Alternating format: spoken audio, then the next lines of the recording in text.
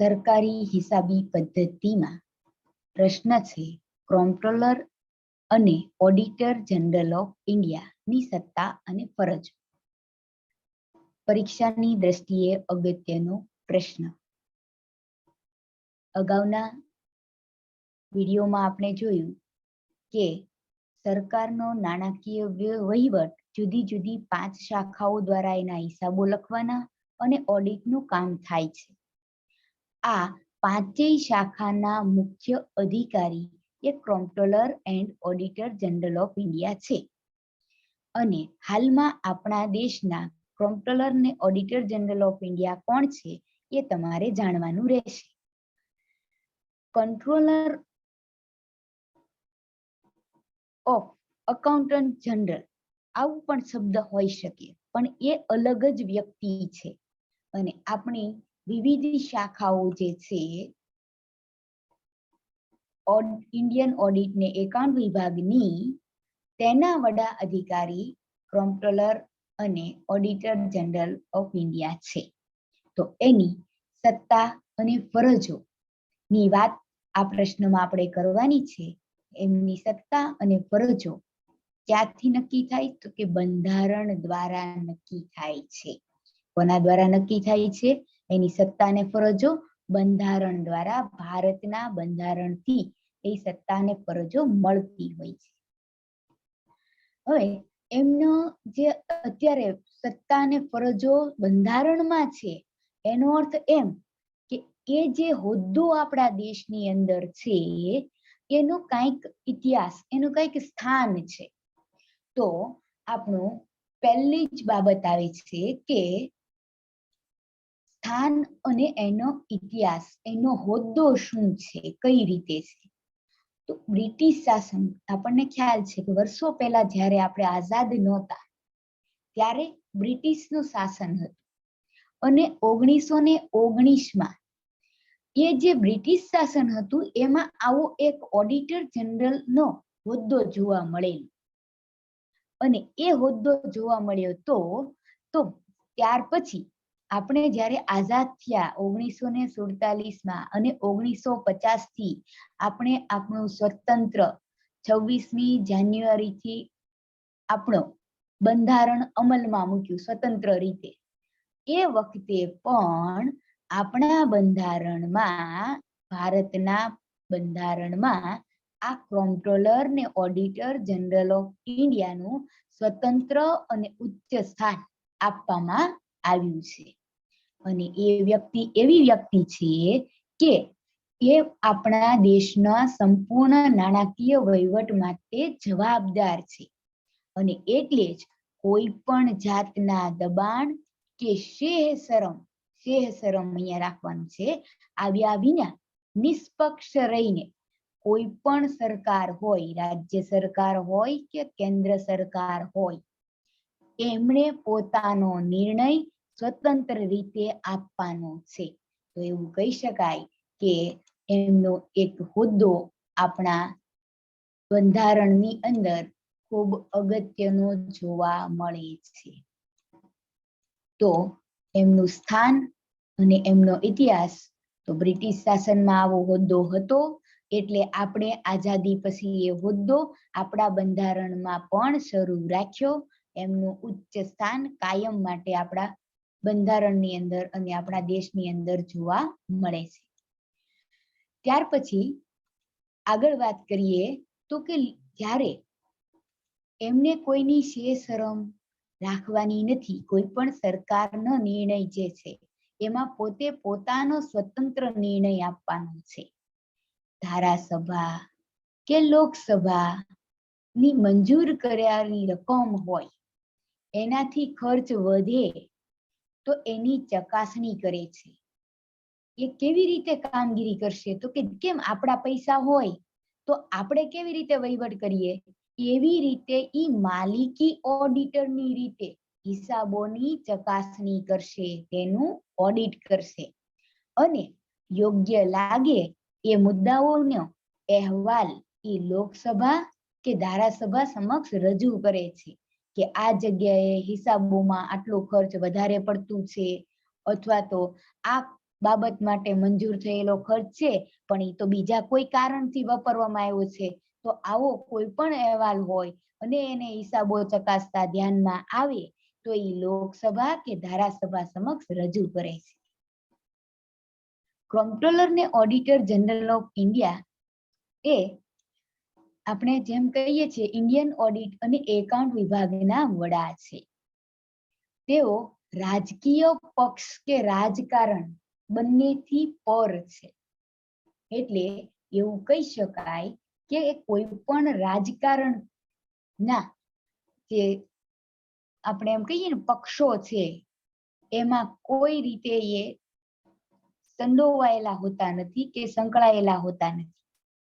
એ બધેથી પર છે, અલગ છે. અને ભારતના રાષ્ટ્રપતિ બંધારણની કલમ 148 પ્રમાણે તેમની નિમણૂક કરે છે. તો કોમ્પ્ટ્રોલર ઓડિટર જનરલ ઓફ ઇન્ડિયાની નિમણૂક કોના દ્વારા કરવામાં આવે છે? તો કે રાષ્ટ્રપતિ દ્વારા. કઈ કલમ અનુસાર? તો કે બંધારણની કલમ 148 પ્રમાણે.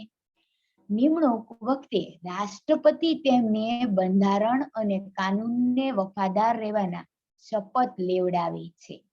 તો આ એમને શપથ કોણ લેવડાવે છે? રાષ્ટ્રપતિ દ્વારા શપથ લેવડાવવામાં આવે છે. તો આમ એમ કહી શકાય કે એમનો એક ઉચ્ચ હોદ્દો છે. તેઓ તટસ્થ રીતે નિષ્પક્ષ રહીને, એટલે કેવું તટસ્થ રીતે પોતે નિર્ણય આપે છે. પછી તો કે એમણે કોઈ પણ જે પક્ષો છે, રાજકીય પક્ષો, એના શરમ કે દબાણમાં આવવાનું નથી. માલિક ઓડિટ તરીકે હિસાબોની ચકાસણી કરે છે.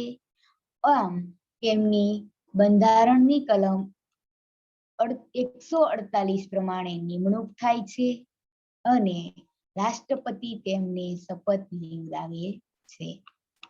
આટલી વિગતો આપણે જોઈ એમના સ્થાન, એનો ઇતિહાસ, એનો હોદ્દો, એમની નિમણૂક વિશે. હવે આપણે વાત કરીએ કે એમની સત્તાઓ અને ફરજો. તો સૌથી પહેલા આપણે જોઈશું કે તેમની 3 બાબતોમાં સત્તા જોવા મળે છે અને એ બંધારણ દ્વારા આપવામાં આવી છે. તો અહીંયા બંધારણ દ્વારા કઈ સત્તા મળે છે? તો બંધારણ દ્વારા મળતી સત્તાઓમાં પહેલું છે નાણાકીય વહીવટમાં પ્રમાણિકતાનું ઉચ્ચ ધોરણ જાળવવું. સરકારનો જે નાણાકીય વહીવટ થાય છે એ ઉચ્ચ અધિકારીઓ દ્વારા કરવામાં આવે છે. પણ અધિકારીઓ જે છે એ નાણાંનો, એ જનતાના નાણાં છે એટલે એનો કોઈ ગેરઉપયોગ ન કરે અને પ્રમાણિકપણે પોતે વહીવટ કરે નાણાંનો, એ જોવાની જવાબદારી કોમ્પ્ટ્રોલર ને ઓડિટર જનરલ ઓફ ઇન્ડિયાની છે. અને આ સત્તા એમને કોના દ્વારા મળી છે? તો આ સત્તા એમને બંધારણ દ્વારા મળી છે કે નાણાકીય વહીવટમાં પ્રમાણિકતાનું ધોરણ જળવાઈ રહે એ એમને કામગીરી એવી કરવાની છે. હવે બંધારણ દ્વારા મળેલી બીજી સત્તાની વાત કરીએ તો અહીં સત્તાને ફરજો મિક્સ આવશે, બરાબર? કર ભરનાર જનતાએ જે નાણાં સરકારને સોંપ્યા છે, કર ભર્યો છે, એનો વહીવટ કાર્યક્ષમ રીતે થાય. કાર્યક્ષમ રીતે એટલે શું? કે કેમ આપણા પૈસા હોય તો આપણે કરકસર પૂર્વક વાપરીએ છીએ, મન ફાવે એમ આડેધડ વાપરતા નથી. એમ અધિકારીઓએ પણ સરકારનો જે નાણાકીય વહીવટ છે એ કરકસર પૂર્વક, કાર્યક્ષમતા પૂર્વક, એટલે કે પૂરેપૂરું તેમાંથી વળતર મળી રહે એવી રીતે કાર્યક્ષમ રીતે ઉપયોગ થાય એ જોવાનું છે. અને અધિકારીઓ દ્વારા આ નાણાકીય વહીવટ યોગ્ય કાર્યક્ષમ રીતે થાય છે કે નહીં એ જોવાની સત્તા બંધારણ દ્વારા કોમ્પ્ટ્રોલર ને ઓડિટર જનરલ ઓફ ઇન્ડિયાને મળેલી છે. ત્યાર પછી છે ત્રીજી સત્તા, તો કે કેન્દ્ર અને રાજ્ય સરકારના જે અધિકારીઓ છે એના ઉપર અંકુશ રાખવો, તેને ચકાસણી કરવા માટે જે પણ કામગીરી છે એમણે કરવાની છે. તો આમ પછીની સત્તા છે કે એમને કોઈ પોતાના હોદ્દા પરથી હટાવી શકે નહીં. જો એમને હટાવવા હોય, એમના હોદ્દા પરથી દૂર કરવા હોય, તો સર્વોચ્ચ અદાલતના જે ન્યાયાધીશને દૂર કરવા માટે કારણોની જરૂર હોય, કેવા કારણો હોય તો જ એને આપણે હોદ્દા પરથી દૂર કરી શકીએ. અન્યથા એમને કોઈ તેના હોદ્દા ઉપરથી દૂર કરી શકતું નથી. તો આમ અહીંયા આપણને તેમના જે ઉચ્ચ હોદ્દા પર મળેલી સત્તા છે, કેવી સત્તાઓ? બંધારણ દ્વારા મળેલી સત્તાઓ.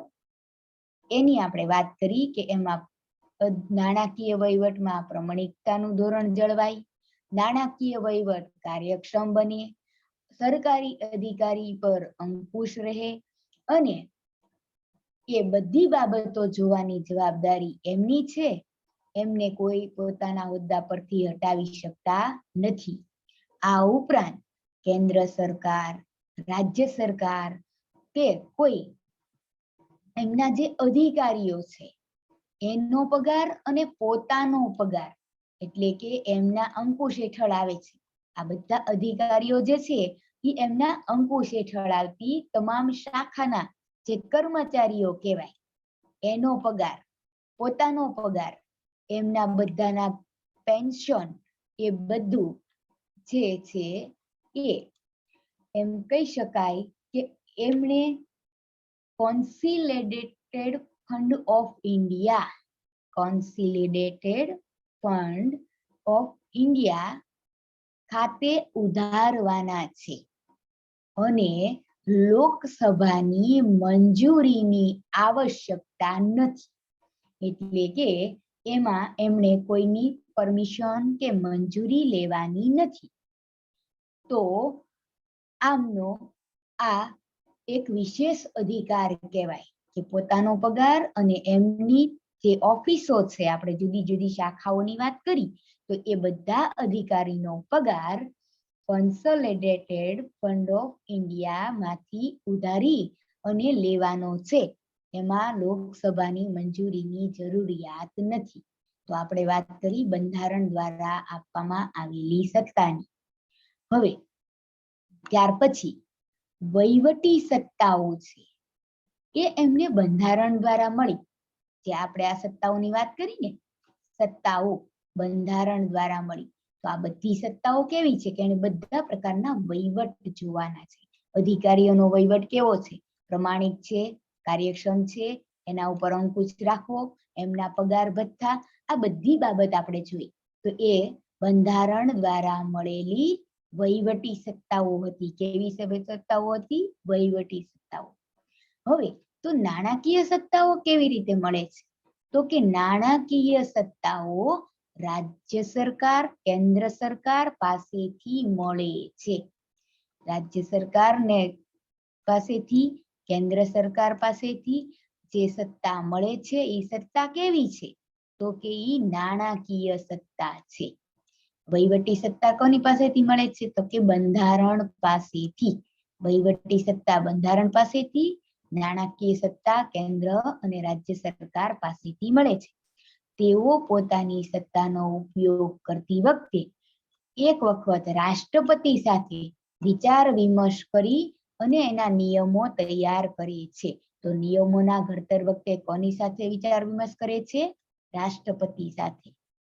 તો આમ અહીંયા આપણે બંધારણ દ્વારા મળતી વહીવટી સત્તાની વાત કરી. હવે આગળ આપણે વાત કરીએ છીએ નાણાકીય સત્તાઓની, કે જે તેમને કેન્દ્ર અને રાજ્ય સરકાર દ્વારા મળવા પાત્ર છે. હવે કેન્દ્ર અને રાજ્ય સરકાર પાસેથી મળેલી સત્તાઓ, જે નાણાકીય સત્તા છે, જેમાં સાથે ફરજો પણ જોડાયેલી છે, એ ભારતીય પ્રજાસત્તાક બંધારણની કલમ 148 થી 151 આ વસ્તુ કલમ યાદ રાખજો 148 થી 151 માં તેમની સત્તા અને ફરજોને 3 ભાગમાં વહેંચવામાં આવેલી છે અત્યારે આપણે કઈ વાત કરીએ છીએ નાણાકીય સત્તા નાણાકીય સત્તાના કેટલા ભાગ છે 3 ભાગ છે કયા 3 ભાગ છે તો કે હિસાબોની સત્તાને ફરજો ઓડિટની સત્તાને ફરજો અન્ય સત્તાને ફરજો આમ 3 ભાગ પડે એક છે હિસાબ તૈયાર કરવાનું બીજું ઓડિટ કરવાનું અને ત્રીજી અન્ય સત્તાને ફરજો તો નાણાકીય સત્તાના 3 ભાગ હવે આ ત્રણેય ભાગને આપણે એક પછી એક જોતા જઈએ તો સૌથી પહેલા જોઈએ છીએ હિસાબો અંગેની સત્તાને ફરજો હિસાબો અંગેની સત્તા અને ફરજો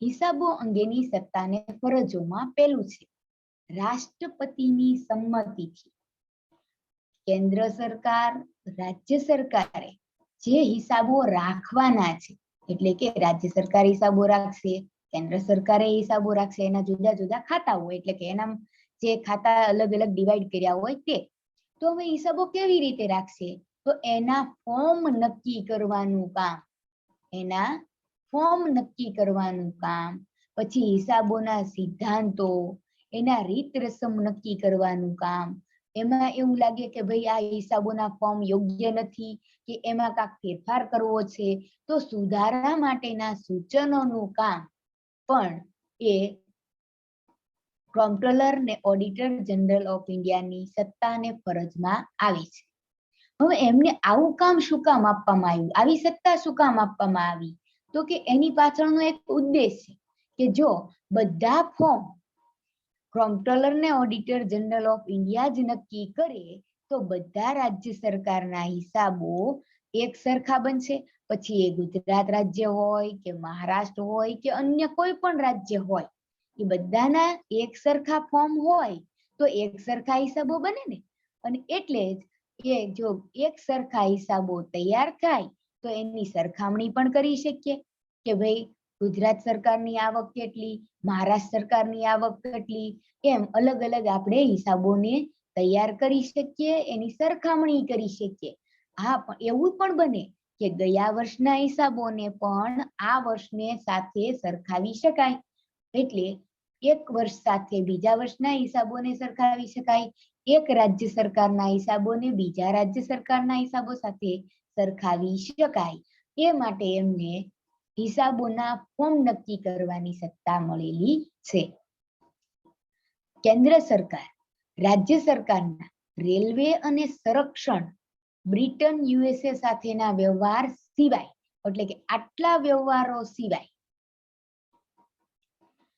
બધા જ હિસાબો બાકીના આ સિવાયના બાકીના તમામ હિસાબો રાખવાની ધારાકીય ખાતાકીય કચેરીમાં રાખવામાં આવતા પ્રાથમિક શાખાઓ કે પછી એના સ્ટોર્સ કે એના સ્ટોકના હિસાબો એના પત્રકો એના વેપાર ને નફા નુકસાન ખાતા આ બધું એમણે તૈયાર કરવાનું નથી આ બધા હિસાબો એને તૈયાર કરવાના અને એના નફા નુકસાન ખાતા કે વેપાર ખાતા પણ તૈયાર કરવાના નથી પણ શું તૈયાર કરવાનું છે તો કે એમના ફોર્મ તૈયાર કરવાના છે એમનું ફોર્મ નક્કી કરીને કહેવાનું છે એમણે હિસાબો લખવા તૈયાર કરવાના નથી હિસાબો તો તૈયાર કરશે ખાતા દ્વારા પણ એ જે હિસાબો છે એનું ફોર્મ કયા ફોર્મેટમાં હિસાબ તૈયાર થશે એ તેમણે નક્કી કરવાનું છે ત્યાર પછી ત્રીજી સત્તા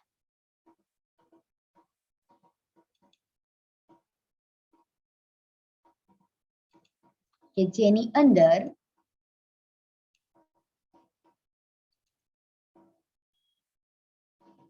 તેમણે રાખવાના હિસાબ કેન્દ્ર અને રાજ્ય સરકાર તરફથી વિગતો અને માહિતી માંગવામાં આવે તે પૂરી પાડવાની જવાબદારી તેમની છે કેન્દ્ર સરકાર રાજ્ય સરકાર જે નાણાકીય નિવેદન તૈયાર કરીને તૈયાર કરવામાં મદદ માંગે તો એ એમને આપવાની છે.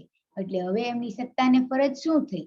તો કે કેન્દ્ર સરકારે, રાજ્ય સરકારે પોતાનો હિસાબો તૈયાર કરવાના છે.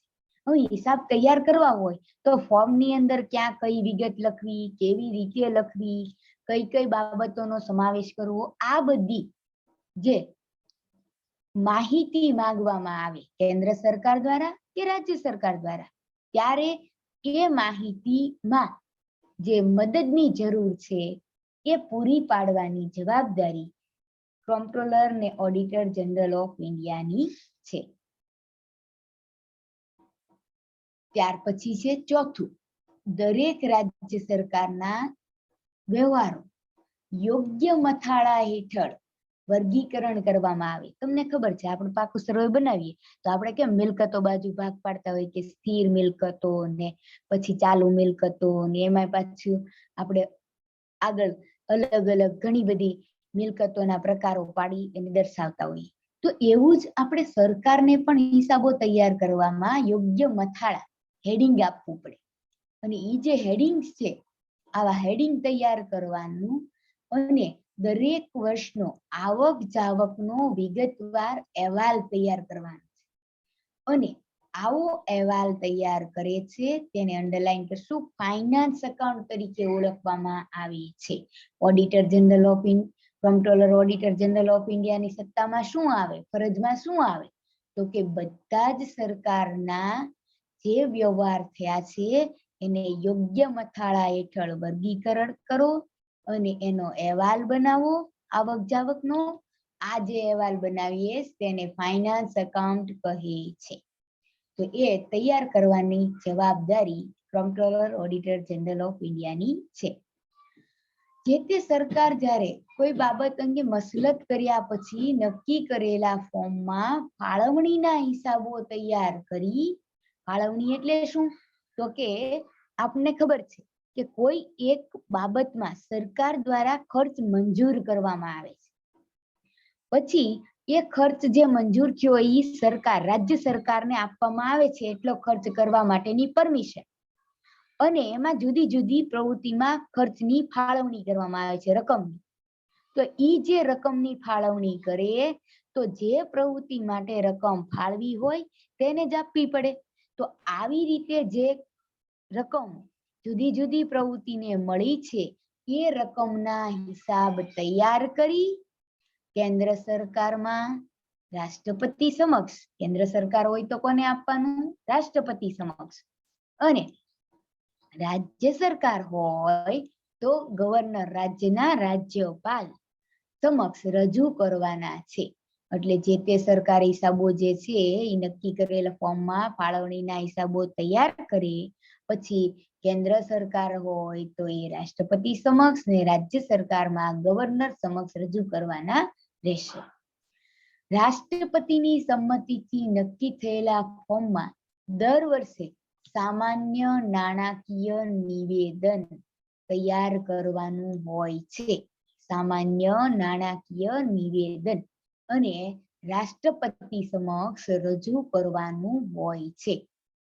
કેન્દ્ર અને રાજ્ય સરકારના પાછલા વર્ષના હિસાબોનો સાર, એટલે આપણે કેમ ઓલું બાકી આગળ લાવીએ એવું કહીએ છીએ ને, ગયા વર્ષની બાકી, તો અહીંયા પાછલા વર્ષના હિસાબોનો સાર, એની બાકી દેવાની વિગતો, એટલે કે ગયા વર્ષના બાકી દેવા કેટલા, એ રાષ્ટ્રપતિએ સૂચવેલી કોઈ પણ નાણાકીય સ્થિતિ અંગેની માહિતી કેન્દ્ર કે રાજ્ય સરકારના સંયુક્ત નાણાકીય મહેસૂલી હિસાબો તરીકે ઓળખાય છે.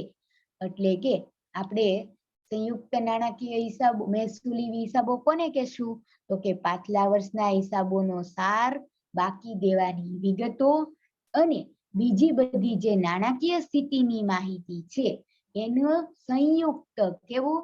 સંયુક્ત જે નાણાકીય મહેસૂલી હિસાબ, નાણાકીય મહેસૂલી હિસાબ તરીકે ઓળખવામાં આવે છે. એ તૈયાર કોણ કરશે? તો કે કોમ્પ્ટ્રોલર and auditor general of India તૈયાર કરી તે પણ રજૂ કરવા પડે છે. કેન્દ્ર સરકાર કે રાજ્ય સરકાર અંકુશ હેઠળ જે પ્રાથમિક કે ગૌણ હિસાબ તૈયાર કરતી, ગૌણ, ગુણ નહીં, ગૌણ હિસાબ તૈયાર કરતી ટ્રેઝરી છે. ટ્રેઝરીને શું કહેવાય? તો કે સરકારની તિજોરી. તો એ સરકારની જે ટ્રેઝરી છે, તિજોરી છે, એના હિસાબોની મુલાકાત લેવી એ યોગ્ય રીતે લખાયા છે કે નહીં તેની તપાસ કરવાની જવાબદારી પણ કમ્પ્ટ્રોલર એન્ડ ઓડિટર જનરલ ઓફ ઇન્ડિયાની છે. અને ત્યાર પછી લોકસભા કે રાજ્યસભામાં તપાસ થયેલા કોઈ પણ કાયદા હેઠળ તપાયેલી હોય તો એવા જે હિસાબ છે એ તપાસવાની ફરજ અને સત્તા પણ એમને છે. તો અહીંયા આપણે વાત કરી નાણાકીય સત્તામાં હિસાબી સત્તા કઈ છે, હિસાબો અંગેની. તો હિસાબો અંગેની સત્તામાં પહેલી સત્તા જોઈ કે ફોર્મ નક્કી કરવા. પહેલી સત્તા કઈ જોઈ? હિસાબોના ફોર્મ નક્કી કરવા. પછી બીજી સત્તા જોઈ તો કે તમામ હિસાબોની ધારાકીય સત્તા એમની પાસે છે. ખાતાકીય કચેરીની અંદર જે હિસાબો તૈયાર થાય છે તો એના ફોર્મ પણ એ જ નક્કી કરે છે. ત્યાર પછી ત્રીજી સત્તા જોઈ કે જેની અંદર તમામ પ્રકારની જે માહિતી પૂરી પાડવાની જવાબદારી છે એ તેમની રહે છે. કેમ કે સરકારને હિસાબો તૈયાર કરવા હોય તો માહિતી મંગાવવામાં આવે તો કમ્પ્ટ્રોલર ઓડિટર જનરલ ઓફ ઇન્ડિયા છે એ પૂરી પાડે છે. અને એને આપણે શું કહીએ છીએ? વાર્ષિક નાણાકીય નિવેદનના તૈયાર કરવા માટેની મદદ. પછી તો કે યોગ્ય મથાળા હેઠળ વર્ગીકરણ થયું છે કે કેમ એનો અહેવાલ તૈયાર કરવો, જેને આપણે શું કહીએ? Finance account. યોગ્ય મથાળા હેઠળ વર્ગીકરણ કરવામાં આવે છે એને આપણે ફાઇનાન્સ એકાઉન્ટ કહીએ છીએ. પછી તો કે ફાળવણીના હિસાબો તૈયાર કરવા. ફાળવણીના હિસાબો તૈયાર કરવા કેન્દ્ર સરકારમાં રાષ્ટ્રપતિ અને રાજ્યપાલ સમક્ષ રજૂઆત કરવી, રાજ્યના રાજ્યપાલ સમક્ષ. પછી તો કે નાણાકીય નિવેદનનો રાષ્ટ્રપતિ સમક્ષ રજૂ કરવા. સામાન્ય જે નાણાકીય નિવેદન, અહીંયા જો આપણે વાત કરી હતી નાણાકીય નિવેદન તૈયાર કરવાની, તો નાણાકીય નિવેદન રાષ્ટ્રપતિ સમક્ષ રજૂ કરવા.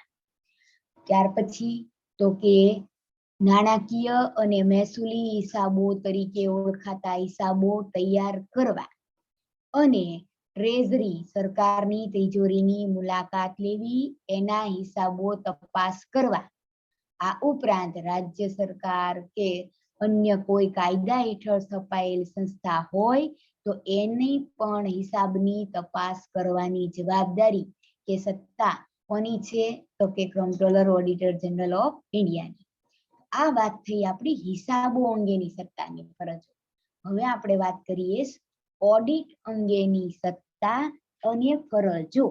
ઓડિટ અંગેની સત્તા અને ફરજો 1936ના ઓડિટ અને એકાઉન્ટના ઓર્ડર મુજબ, એટલે કે કાયદા મુજબ ભારત સરકારના જે ઓડિટર જનરલ છે, જે ફરજ અને સત્તા નક્કી થઈ તે નવા બંધારણમાં એમની એમ જ આપણે ચાલુ રાખેલી છે.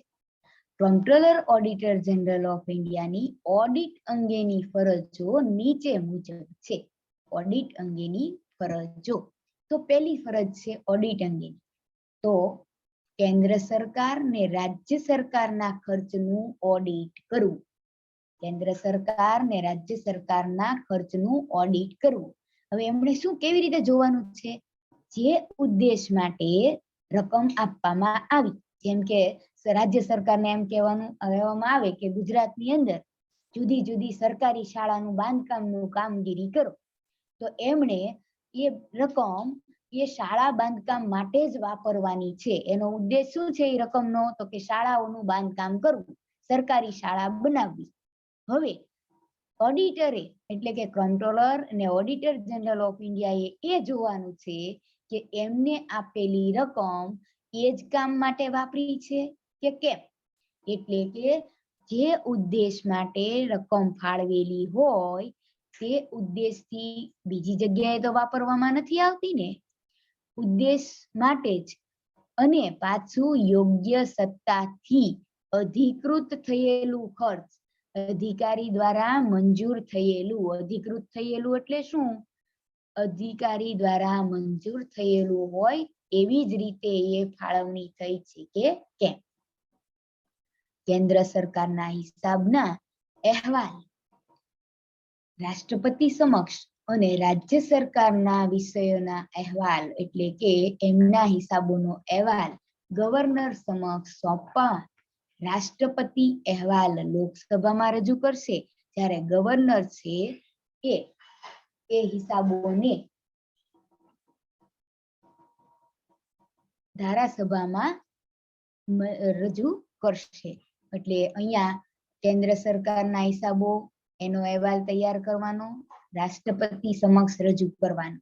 પછી ગુજરાત સરકાર કે રાજ્ય સરકાર કોઈ પણ હોય તો એના હિસાબોનો અહેવાલ ગવર્નરને આપવાનો. તો ઓડિટ થઈ જાય એટલે અહેવાલ આપી દે. પણ હવે રાષ્ટ્રપતિ શું કરશે? તો કે રાષ્ટ્રપતિ છે એનો અહેવાલ છે એ લોકસભામાં આપશે, અને ગવર્નર છે એ રાજ્યસભાનો અહેવાલ જે છે, રાજ્યનો જે હિસાબોનો અહેવાલ છે એ ધારાસભામાં રજૂ કરશે. તો આમ આ બંનેને જ્યારે અહેવાલ આપવાનો છે તો એ ઓડિટ કરીને અહેવાલ આપવાનું કામ કોનું છે? Comptroller and auditor general of ઇન્ડિયાની. એની ફરજ કહેવાય અને એની સત્તામાં આવે છે. ત્યાર પછી 1956ના કંપનીના કાયદાની કલમ 639 પ્રમાણે 1956 મુજબ, કાયદા મુજબ સરકારી કંપનીઓ એટલે કે સરકાર દ્વારા ચલાવવામાં આવતી કંપનીઓ એનું ઓડિટ અહેવાલ એની સાથે પોતાનો જે તે સરકારને લોકસભા કે ધારાસભા સમક્ષ રજૂ કરવા માટે સોંપવામાં આવે છે. એટલે કે અહીંયા કંપનીના કાયદા પ્રમાણે જે સરકારી કંપનીઓ ચાલે છે તો એના માટે એના હિસાબો તૈયાર થાય અને એનું ઓડિટ કરીને એનો અહેવાલ તૈયાર કરવામાં આવે, અને જે તે સરકાર દ્વારા ચાલતી હોય, કેન્દ્ર સરકાર દ્વારા ચાલતી હોય કે રાજ્ય સરકાર દ્વારા, તો કેન્દ્ર સરકાર દ્વારા હોય તો લોકસભા માટે અને રાજ્ય સરકાર દ્વારા હોય તો ધારાસભામાં રજૂ કરવા માટે એ અહેવાલ આપવો, એ ઓડિટ અહેવાલ તૈયાર કરીને આપવો ઓડિટર, કોમ્પ્ટ્રોલર ઓડિટર જનરલ ઓફ ઇન્ડિયાની સત્તામાં આવે છે અને એમને એ ફરજ સોંપવામાં આવી છે. પછીની છે ઓડિટ અંગેની ફરજમાં રાષ્ટ્રપતિ કે રાજ્યપાલની સૂચના પ્રમાણે, કેન્દ્ર સરકાર હોય તો રાષ્ટ્રપતિ અને રાજ્ય સરકાર હોય તો રાજ્યપાલની સૂચના પ્રમાણે કોઈ પણ ખાતાને મળેલા નાણાં, અલગ અલગ રાજ્યપાલના પાસે ઘણા બધા ખાતા હોય, કેન્દ્ર સરકાર પાસે પણ ખાતા હોય, જુદા જુદા ખાતાની અંદર કોઈ પણ ખાતામાં સ્ટોર્સના હિસાબોનું ઓડિટ કરવું, એમની પાસે રહેલા કોઈ પણ વસ્તુઓ, ભૌતિક ચીજ વસ્તુઓ ના જે રહેઠાણે છે તે જગ્યાએ જે રહેલી બાબતો છે એ સ્ટોર્સના હિસાબોનું ઓડિટ કરવું, એના ઉપર અહેવાલ તૈયાર કરવું, એ પણ કોમ્પ્ટ્રોલર ઓડિટર જનરલ ઓફ ઇન્ડિયાની ફરજમાં આવી છે. કેન્દ્ર સરકાર અને રાજ્ય સરકારના દેવા, ડિપોઝિટ અને વિવિધ બાબતો જે ખાતા દ્વારા નાણાકીય ફેરફાર વિશેના જે પણ વ્યવહારો થાય છે, અહીંયા વ્યવહારો થાય છે તેનું ઓડિટ કરવું અને એના ઉપર અહેવાલ આપવો એ controller and auditor general of ઇન્ડિયાની ફરજમાં આવી છે. Comptroller and auditor general of ઇન્ડિયાને સોંપેલું કામ એ બીજા અધિકારી દ્વારા કરાવી શકે છે, એટલે કે પોતાની હાથ નીચે આવેલા અધિકારી દ્વારા એ કામ કરી શકે છે. પણ જે અધિકારીને કામ આપવામાં આવ્યું છે એ ક્યારેય સીધે સીધા કેન્દ્ર સરકારમાં કે રાજ્ય સરકારમાં અહેવાલ આપી શકતા નથી. અહેવાલ તો એને કોને આપવો પડશે? તો કે જે અધિકારીને કામ સોંપ્યું એ comptroller and auditor general of ઇન્ડિયાને પોતે અહેવાલ આપશે અને પછી એ અહેવાલ કોમ્પ્ટ્રોલર ને ઓડિટર જનરલ ઓફ ઇન્ડિયા જે તે સરકારને સમક્ષ રજૂ કરશે, એટલે કે કેન્દ્ર સરકાર કે રાજ્ય સરકાર સમક્ષ રજૂ કરશે. હવે કદાચ એવું બને કે કોમ્પ્ટ્રોલર ઓડિટર જનરલ ઓફ ઇન્ડિયા રજા પર છે, તો એ અધિકારીને કામ સોંપ્યું હોય એનો અહેવાલ એ કેન્દ્ર સરકારમાં કે રાજ્ય સરકારમાં સીધે સીધો આપી શકે. અન્યથા એને કોને રિપોર્ટિંગ કરવાનું? Comptroller and auditor general of ઇન્ડિયાને. સાતમી સત્તાને ફરજ, કેન્દ્ર સરકાર કે રાજ્ય સરકારના નિયંત્રણ હેઠળ જે ઔદ્યોગિક એકમ કે વેપારી સંસ્થા ચાલે છે, તો એનું વેપાર ખાતું, એનું નફા નુકસાન ખાતાનું અને પાકા સરવૈયાનું ઓડિટ કરવાની, એનું અહેવાલ તૈયાર કરવાની જવાબદારી કોની છે? Comptroller and auditor general of ઇન્ડિયાની છે. ત્યાર પછી આઠમી અને છેલ્લી સત્તા અને ફરજ ઓડિટ અંગેની જોઈએ તો બંધારણના પ્રથમ પ્રકરણના 12મા ભાગમાં એવું કહેવામાં આવ્યું છે કે કોઈ પણ વિસ્તારમાં કોઈ પણ જકાતની રકમ જે ઉઘરાવવામાં આવતી હોય, સરકાર દ્વારા જકાત લેવામાં આવતી હોય, તો એની ચોખ્ખી રકમ નક્કી કરી અને પ્રમાણિત કરવાની જે જવાબદારી કે ફરજ છે એ comptroller and auditor general of ઇન્ડિયાની છે. તો અહીંયા આપણે કોમ્પ્ટ્રોલર ને ઓડિટર જનરલ ઓફ ઇન્ડિયાની ઓડિટ અંગેની સત્તાઓ જોઈ, જેમાં જુદી જુદી 8 સત્તા છે. 8 સત્તાઓમાં આપણને પહેલી સત્તા છે એ હતી કે કેન્દ્ર સરકાર અને રાજ્ય સરકારના ખર્ચનું ઓડિટ કરવું. પછી તો કે રાષ્ટ્રપતિ કે પછી રાજ્ય સરકારમાં રાજ્યપાલ એમની જે પણ અહેવાલ રજૂ કરવાની છે એ અંગેની સૂચનાઓ છે એ મુજબ કામગીરી થાય એ જોવાનું અને એનો અહેવાલ તૈયાર કરવાનું. તો એ બાબત આપણે જોઈ. પછી કલમ 639 પ્રમાણેની બાબત જોઈ. એમાં સરકારી કંપનીના ઓડિટ અંગેની વાત હતી. પછી રાષ્ટ્રપતિ કે રાજ્યપાલની સૂચના મુજબ સ્ટોર્સના હિસાબોનું ઓડિટ કરવું. કેન્દ્ર સરકાર કે રાજ્ય સરકારના દેવા ડિપોઝિટ અંગેની બાબત, એના વ્યવહારોનું ઓડિટ કરવું, એને અહેવાલ લખવો. મોટા ભાગનું ઓડિટ જે છે એ બધું જ ઓડિટ અંગેની સત્તામાં આવશે. ત્યાર પછી તો કે જ્યારે comptroller auditor general of India અન્ય કોઈને કામ સોંપે છે, તો એ અધિકારી comptroller and auditor general of ઇન્ડિયાને તે રિપોર્ટિંગ કરશે. પણ જો એ રજા ઉપર હોય તો એ રાજ્ય સરકાર કે કેન્દ્ર સરકારને પોતે અધિકારી છે એ સીધો અહેવાલ આપી શકશે. ત્યાર પછી તો કે કેન્દ્ર સરકાર કે રાજ્ય સરકારની ઔદ્યોગિક કે વેપારી જે સંસ્થા હોય, તો એનું વેપાર ખાતું, નફા નુકસાન ખાતું ને પાકા સરવૈયાનું ઓડિટનું કામ. અને છેલ્લે બંધારણમાં જણાવ્યા પ્રમાણે પ્રથમ પ્રકરણના 12મા ભાગમાં જકાત અંગેની ચોખ્ખી રકમ નક્કી કરવી અને એને પ્રમાણિત કરવાની, એટલે કે એનું ઓડિટ કરવાની જવાબદારી. હવે ત્રીજી બાબત જોઈએ છીએ અન્ય સત્તાને ફરજો. કોમ્પ્ટ્રોલર and auditor general of India ને અન્ય એટલે કે હિસાબોની થઈ ગઈ સત્તા ફરજો, ઓડિટ અને સત્તા ફરજો થઈ ગઈ ઓડિટ અંગેની. તો આ સિવાયની કઈ કઈ બાબત હોઈ શકે? તો કે કાયદો પસાર કરીને એક કલમ લાગુ પાડવામાં આવે કે કંપની સિવાયની કોઈ પણ સંસ્થાના હિસાબોની ફરજો અંગેની કામગીરી સોંપી શકાય. એટલે કે એના કાયદો પસાર કરીને જે પણ કંપની છે એ એના હિસાબો અંગેની સત્તા ફરજો એમને આપી શકાય.